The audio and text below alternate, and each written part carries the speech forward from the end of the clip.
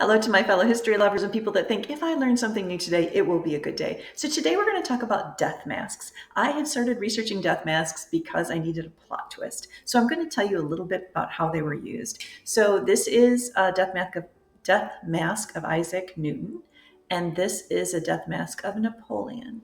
So death masks go way back, all the way to the Roman Empire, when people would actually have a death mask made, and then living relatives of the dead person would wear the mask to funerals, which I found kind of fascinating and which ends up actually helping me with a plot issue. But they were used, and not just for royalty. You can think of it sort of as today we would have pictures of our family around, and of course there wasn't photography. So these were often used as a memento of a person that they had loved. And sometimes even they were decorated, gilded or painted, and then put in a home as a remembrance of a person that had been cared about. So fast forward, they kind of fell out of favor, and in the United States, they were not often used. It was more common to have a portrait of a person, but it was still around, ergo Napoleon.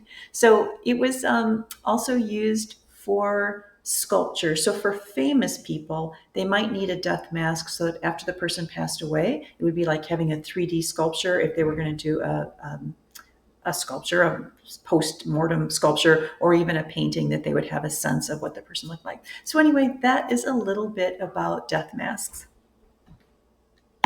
So death masks were made by putting plaster over the person's face until it hardened.